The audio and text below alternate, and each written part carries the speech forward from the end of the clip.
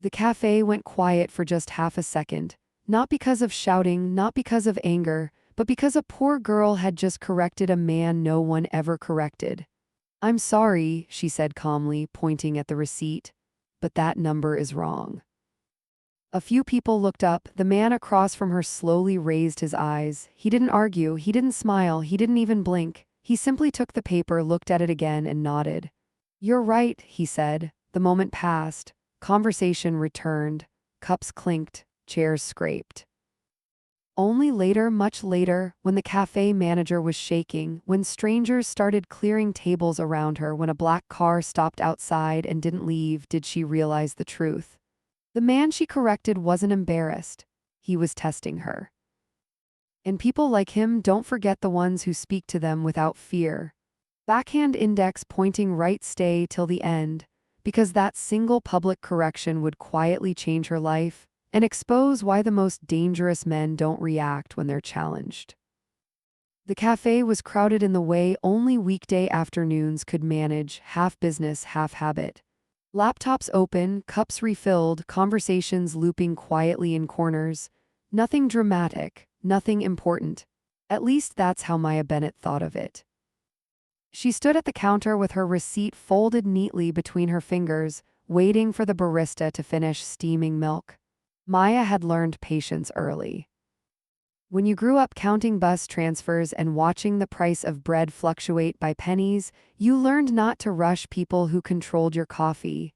She wasn't looking for trouble. She just wanted what she paid for. The man ahead of her stepped aside, phone pressed to his ear, voice low and controlled. He wore a charcoal coat that looked too expensive for the chipped tile floor beneath it.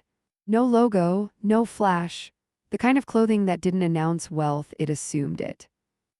Maya glanced down at the receipt again. 2 charges, same item, same time. She hesitated. People behind her shifted, impatient. The barista called out a name that wasn't hers. The man ended his call and turned back toward the counter, receipt already in hand. Maya cleared her throat. "Excuse me," she said, calm but audible. "I think there's a mistake." The barista looked up. "On your order?" Maya shook her head slightly and held up the paper. "On his." The man turned. He wasn't tall in an imposing way, but there was something in how he stood, balanced, still, as if he didn't waste motion. His eyes were dark, steady, and unreadable. He looked at Maya the way people looked at information, not at people. "Yes," he said. Maya pointed to the receipt, careful not to touch it. "You were charged twice for the same item."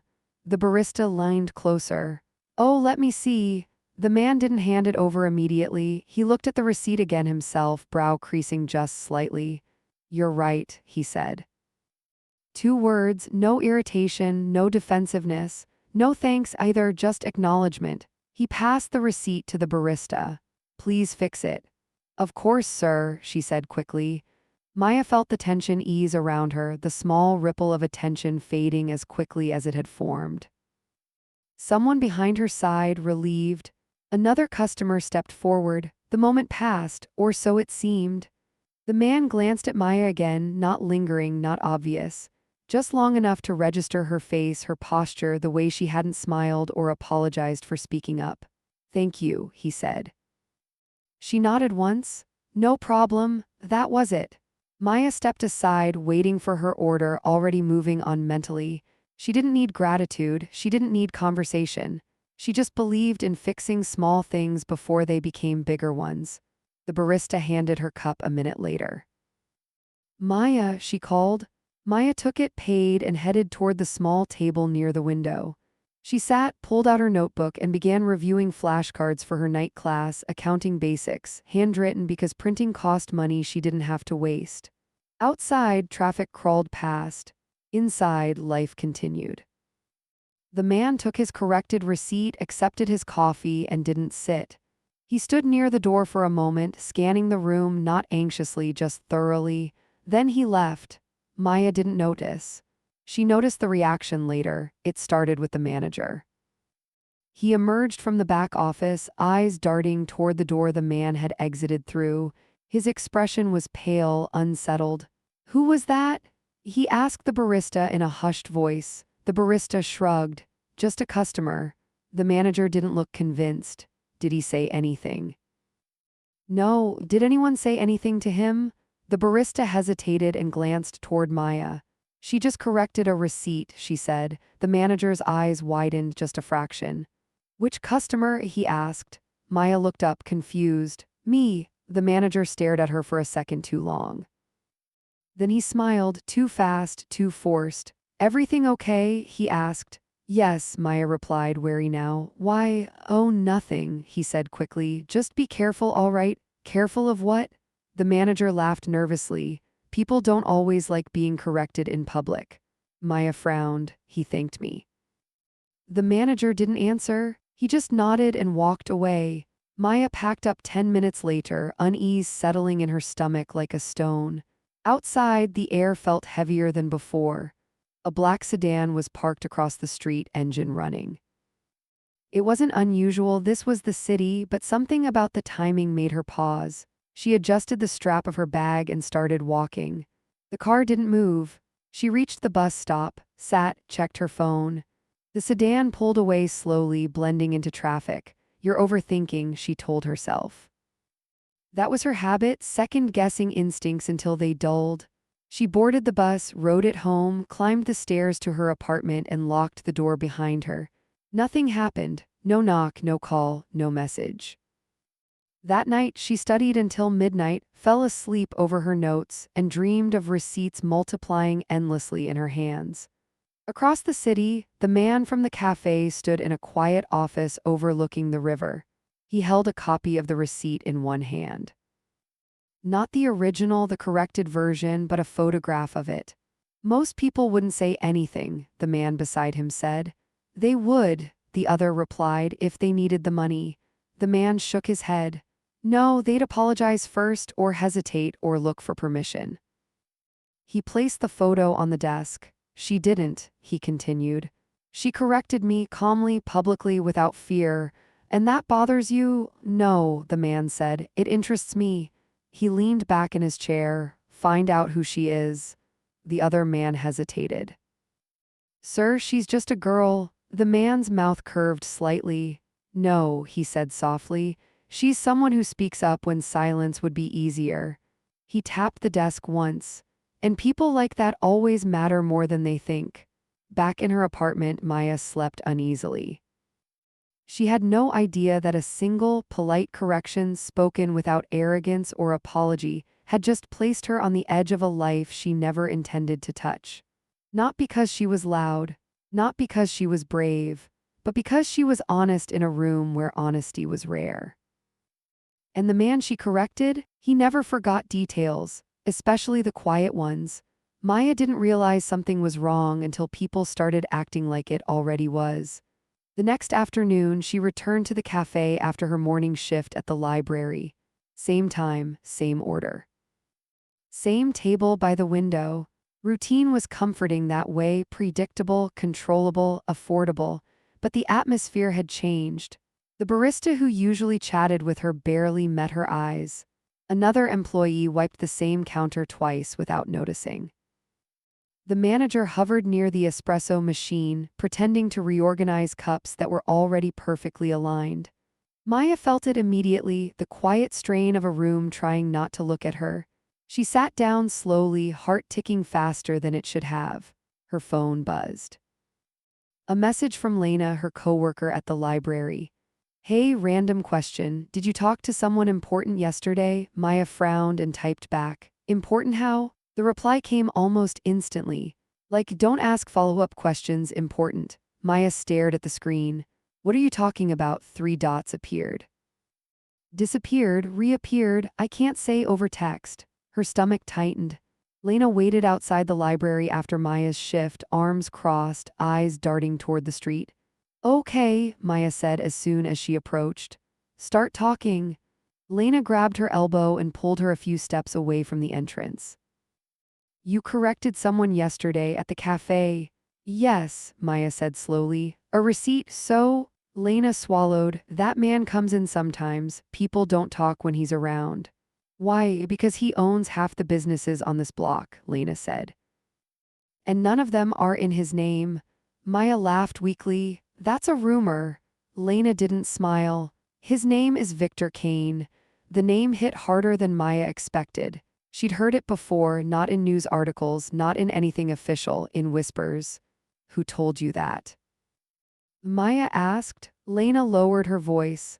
My cousin works security at a hotel downtown. He said when Kane walks in, management changes policies overnight. Maya felt the blood drain from her face. You're saying I'm saying he's not someone you correct in public, Lena finished. Maya's mind replayed the moment in the cafe, the calm eyes, the lack of reaction, the way he'd looked at her like data instead of a person. He hadn't been offended. He'd been evaluating. That night, Maya walked home faster than usual. Every passing car sounded louder. Every shadow felt deliberate. She hated herself for it, hated how quickly fear rewired her instincts. Her phone buzzed again. Unknown number. You handled yourself well yesterday. Her breath caught. She didn't reply. Another message came through. That matters. Maya's fingers trembled as she typed. Who is this? The response took longer. Someone who doesn't like mistakes. Her heart pounded. I didn't mean to embarrass anyone, she typed. The reply came immediately. You didn't, she swallowed. Then why are you texting me? 3 dots appeared, stayed, vanished. Finally, because people who speak up without being asked are rare. Maya stared at the screen, pulse racing. Please don't contact me again, she typed. The read receipt appeared, no reply followed. The silence afterward was worse. No more messages, no calls, no visible presence, just absence. The cafe manager stopped hovering, but he avoided her entirely now. Lena stopped bringing things up. People around Maya acted like she was both fragile and radioactive. At the library, a supervisor asked if she'd be interested in transferring branches. No pressure, she'd said quickly, just an option. Maya declined. She refused to let fear rearrange her life. But it was harder than she expected. She caught herself triple-checking locks, standing farther from curb edges, watching reflections in windows. One evening, as she left the library, a man stepped into her path, not threatening, just present. Miss Bennett, he said politely. Her heart slammed. Yes. My name is Elliot Brooks, he said. Mr. Kane asked me to apologize for the inconvenience. Inconvenience? Maya echoed. For making you uncomfortable, Elliot continued. That wasn't his intention. Maya crossed her arms. Then tell him to leave me alone. Elliot nodded. He will. Then why are you here? Elliot hesitated just a fraction. To tell you something, he said, so you don't misunderstand what's happening. Maya's jaw tightened. Which is, you weren't noticed because you corrected him, Elliot said. You were noticed because you did it without fear. Maya scoffed. I was terrified. No, Elliot replied gently. You were honest. He stepped back. He doesn't need anything from you, Elliot added. But he doesn't forget people who remind him of something he lost. And what's that? Maya asked. Elliot met her gaze. A line he used to believe in. He walked away. That night, Maya sat on her bed, phone off, lights dim. She replayed everything. The cafe, the receipt, the look, the silence. She finally understood what had changed. Victor Kane hadn't been embarrassed. He'd been confronted with something unexpected, someone who treated him like an equal without knowing who he was. And now she was marked, not as a target, not as a threat, but as a question he hadn't answered yet. Maya lay back and stared at the ceiling. She didn't know what came next, but she knew one thing for certain. The moment she'd corrected that receipt, her life had split into before and after. And whatever Victor Kane was deciding, it would be decided quietly. Maya stopped going to the cafe. Not out of fear, at least not entirely, but because she needed space to think. The place had become a symbol now, a marker in time, before the correction, after the correction. She didn't want her thoughts hijacked every time she smelled burnt espresso. Instead, she walked. After her library shifts, she wandered the neighborhood with no destination, letting her mind circle the same questions again and again. Why had Victor Kane noticed her, and why hadn't he let it go? Victor Kane sat alone in his office long after midnight, the city below him a grid of lights and moving parts. He had dismissed his men early, something he rarely did. This wasn't a night for noise. On his desk lay a thin folder. Maya Bennett, not much inside. No criminal history, no debt worth exploiting, no connections that mattered in his world. That was the problem. People without obvious leverage unsettled him. He remembered the cafe moment with unnerving clarity, not the correction itself, but the way she'd done it. No apology, no challenge. Just a simple statement of fact. He had seen that posture before, in himself. Years ago, before he learned how expensive honesty could be, Maya's realization came not through threats or confrontations, but through memory. She was reorganizing shelves at the library when it hit her, something Victor Kane had said in his message. People who speak up without being asked are rare. Her mother used to say something similar. If you see something wrong and you can fix it, you fix it. Silence is still a choice. Maya closed her eyes. Her mother had died when Maya was 14. Cancer, fast and unforgiving.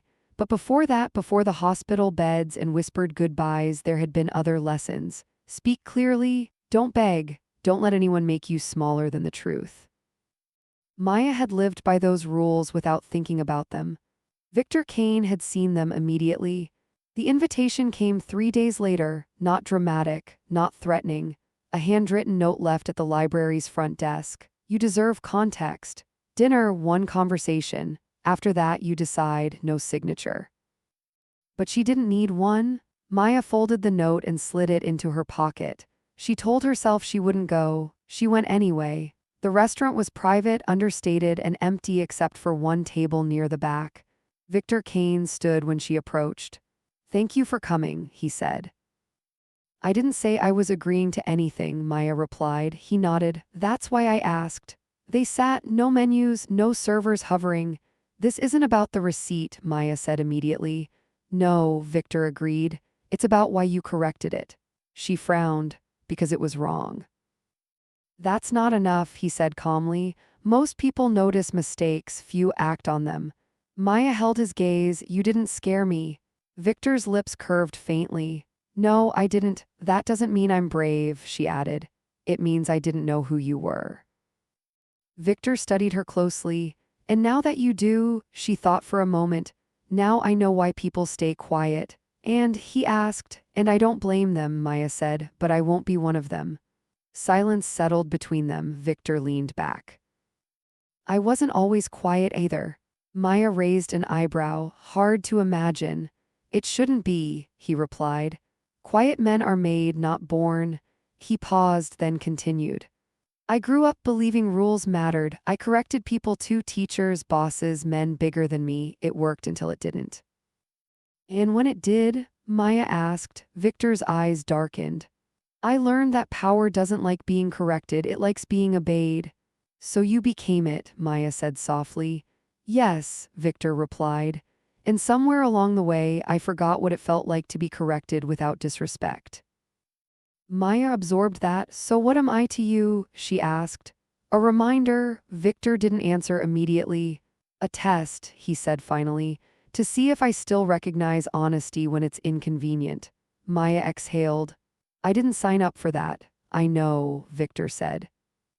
"That's why you matter." The danger revealed itself quietly. As Maya left the restaurant, she noticed 2 men across the street watching her, not hiding, not approaching, just present. Victor noticed too. "They're not mine," he said. Maya stopped. "Then whose?" "People who don't like variables," Victor replied.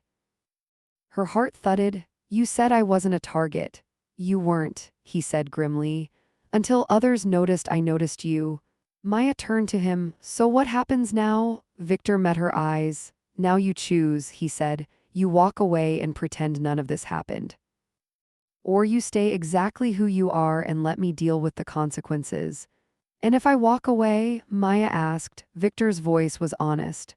"They'll keep watching you, quietly, waiting for you to slip." "And if I stay?" she pressed. Victor didn't hesitate. "They'll have to come through me." Maya stared at the street, at the men who hadn't moved. Then she looked back at Victor Kane, the man she'd corrected without fear, the man whose power had drawn danger to her door. She felt something settle inside her. I won't change who I am to make your world comfortable, she said. Victor nodded slowly. Good, he said. Then neither will I. As they parted ways that night, Maya realized the truth with unsettling clarity. She hadn't corrected a man in public. She had reminded a dangerous one of who he used to be, and that reminder was about to cost them both. Maya felt the shift the next morning. It wasn't dramatic. No shattered glass, no threats slipped under her door. Just the quiet sense that the world had tilted slightly and was waiting to see how she would adjust her footing. At the library, two uniformed officers stood near the front desk, speaking softly with the supervisor. That wasn't unusual on its own. Community outreach, lost items, paperwork, but both of them looked up when Maya walked in, not aggressively. Assessing. She clocked in, nodded to her coworkers, and went about her shift as usual. She shelved returns, answered questions, helped an elderly man navigate the computer system. Normal things, grounding things, but the eyes followed her. By lunchtime, the supervisor called her into the office. Maya, she said carefully, folding her hands, this is not disciplinary. Maya stayed standing. Okay, we've received inquiries about you. Maya's pulse quickened. From who? The supervisor hesitated. People who didn't identify themselves clearly. They asked about your schedule, your background. That's inappropriate, Maya said. Yes, the supervisor agreed quickly. And I told them that, but I need to ask, are you safe? Maya thought of Victor Kane's calm voice, people who don't like variables. I don't know, she answered honestly, but I'm not doing anything illegal. The supervisor nodded. I believe you if you need time off. No, Maya said immediately. I want things to stay normal. The supervisor studied her, then sighed. All right, but be careful. That word again. Across town, Victor Kane stood in a warehouse office that hadn't been used in years. The men across from him weren't subordinates. They were partners, old ones, men who remembered when Victor hadn't yet decided what kind of power he wanted to wield. You're creating unnecessary exposure, one of them said flatly. Victor didn't raise his voice. I'm correcting a mistake. The man scoffed. A girl, a principal, Victor replied. Another leaned forward. She makes you predictable. Victor's gaze hardened. No, she reminds me I'm not. Silence fell. You could end this quietly, the first man said. One warning, one scare, she'll retreat. Victor shook his head. She won't. And you're certain? Yes, Victor said, because I wouldn't have. The men exchanged looks. This loyalty, one said slowly, will cost you. Victor nodded. Then I'll pay it myself. Maya's phone buzzed that evening. Unknown number. They're escalating. The message read, meet me. She didn't reply immediately. She went home, changed clothes, and sat on her bed, hands folded in her lap, breathing slowly until the shaking stopped.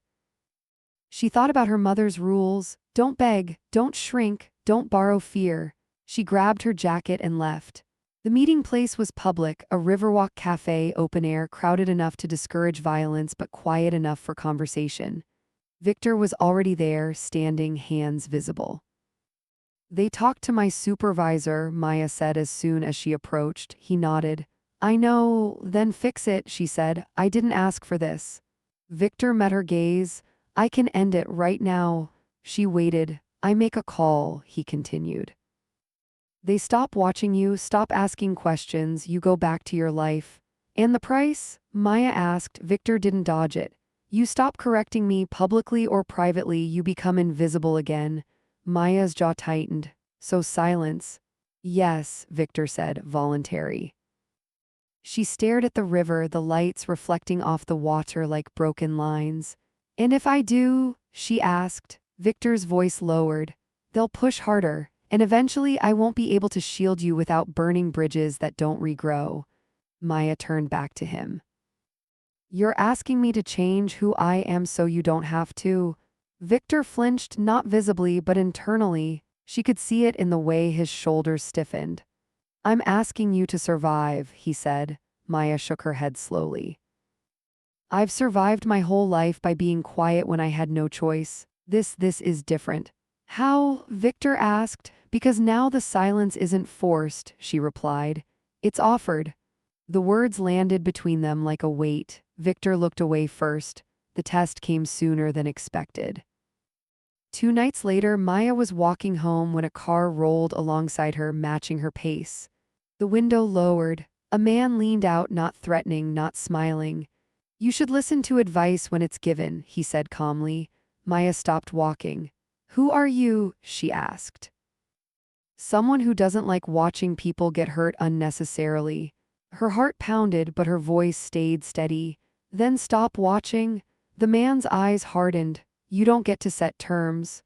Maya stepped back onto the sidewalk, putting distance between them. "I didn't set anything," she said. "I just corrected a mistake." The man studied her for a long moment, then the window rolled up. The car drove away. Maya called Victor immediately. "They approached me," she said. "I know," Victor replied. "Then your shield isn't working," she snapped. "No," Victor said quietly. "It's holding." She closed her eyes. "I don't want to be protected if it costs you everything." Victor's voice was steady. "And I don't want to be powerful if it means breaking the only person who didn't ask me for anything." Silence stretched. "What are you going to do?"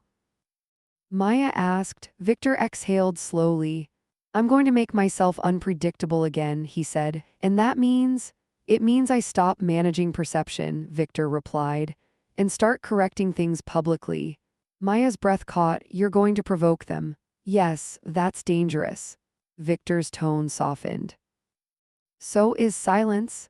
The next morning, headlines shifted. Quiet arrests, financial audits, names whispered again. Victor Kane wasn't hiding, he was moving, and everyone who had benefited from his restraint suddenly realized the cost of pushing him.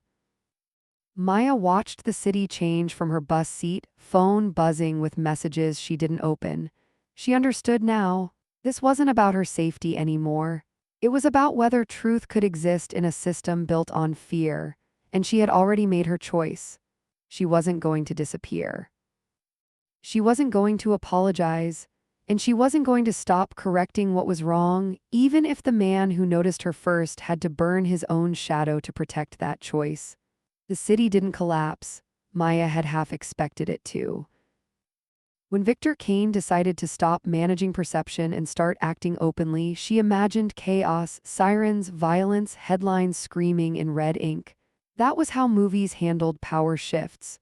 Reality was quieter, more surgical. It began with absences. A cafe on the corner closed for renovations. A shipping company changed ownership overnight. A city council member announced an early retirement due to health reasons. None of it mentioned Victor Kane by name, but everyone who mattered understood the pattern. Power was being rearranged, and it was being done in daylight. Maya felt it in small ways first. The officers who'd lingered near the library stopped showing up. Her supervisor no longer looked tense when Maya entered a room. Strangers stopped watching her like she might explode if mishandled. The pressure eased, not vanished, but redistributed. Victor had kept his word. They met one last time a week later, same Riverwalk Cafe, same open air. This time Victor sat already, coffee untouched, posture relaxed in a way Maya hadn't seen before. "You look tired," she said, sitting across from him. He smiled faintly. "That's what honesty costs." She studied him. "Is it over?" Victor considered the question carefully. "For you, yes, and for you," he exhaled. "For me, it's different." Maya waited. "I dismantled things," Victor continued. "Not everything, not all at once. But enough that the people who wanted you silent can't reach you without reaching me first." "And you're okay with that?" Maya asked. Victor met her gaze. "I lived a long time without correcting anything that benefited me. I can afford to spend what's left fixing a few things that didn't." Maya nodded slowly. "I won't thank you," she said. "I wouldn't accept it," Victor replied. They sat in companionable silence for a moment, the river moving steadily beside them. "You know," Maya said, "I never wanted to matter in your world." Victor smiled more genuinely this time. "You don't, you mattered to me." She raised an eyebrow. "That's not better." "No," he agreed, "but it's honest." The last test came unexpectedly. Maya was back at the cafe, her cafe after weeks away. Same counter, same smell of coffee and warm pastries. The barista recognized her immediately. "Hey," she said, smiling. "Good to see you back." Maya returned the smile. "Missed this place." She ordered, paid, and waited. The man behind her cleared his throat. "Excuse me," he said, holding up his receipt. "I think there's a mistake." Maya turned instinctively. The barista leaned closer, frowning. "Oh, you're right, sorry about that." The man looked embarrassed. "I didn't want to cause trouble." Maya smiled gently. "You didn't, you just helped." The correction was made. The moment passed. No silence followed, no tension. Life continued. Maya felt something settle inside her chest. This normalcy was the victory. News eventually reached her about Victor Kane, not all of it, not the details. Just that he was stepping back, divesting, letting others take over pieces of an empire he no longer wanted to manage personally. Some people said he was losing power. Others said he was consolidating it. Maya knew better. He was choosing what kind of influence he wanted to leave behind. They didn't meet again, they didn't need to. Months later, Maya stood at the front of a small community center classroom, whiteboard behind her, marker in hand. She wasn't a teacher by training. She wasn't an activist. She hadn't planned this. But people listened when she spoke. "Corrections aren't confrontations," she said to the small group seated before her. "They're maintenance, they keep systems from rotting quietly." A young woman raised her hand. "What if correcting someone makes things worse?" Maya considered that. "Sometimes it does," she said honestly, "but silence always does. It just takes longer to notice." The woman nodded thoughtfully. After the session, Maya packed up her bag and stepped outside into the afternoon sun. Her phone buzzed. A message from an unknown number. "You didn't disappear." Maya smiled faintly. She typed back, "Neither did you." No reply came. She didn't expect one. That evening, Maya walked home at her usual pace. No faster, no slower. She passed the cafe, the library, the bus stop where her life had quietly split into before and after. She thought about how small the moment had been, a receipt, a number. A sentence spoken calmly in public. She hadn't challenged a man. She hadn't tried to change the world. She'd simply refused to let something wrong go uncorrected. And in doing so, she'd reminded someone powerful that fear wasn't the only thing that commanded respect. As Maya unlocked her apartment door, she understood something she hadn't before. Power noticed her not because she was loud or brave or defiant, but because she was accurate. Inaccuracy, spoken at the wrong time to the wrong person, was the most disruptive force of all.